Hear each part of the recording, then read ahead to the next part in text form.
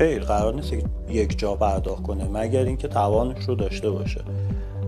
مرد میتونه اعصار بده و بهش رسیدگی میشه، تفاوتی نمیکنه که حالا طلاق از طرف مرد باشه یا زن باشه یا زن بخواد مهریه بگیره. برای همشون پروسه اعصار قابل اعمال.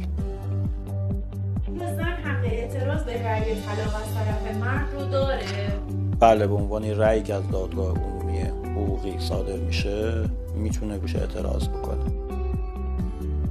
راه فرار از قانون تنظیف اموال چیه؟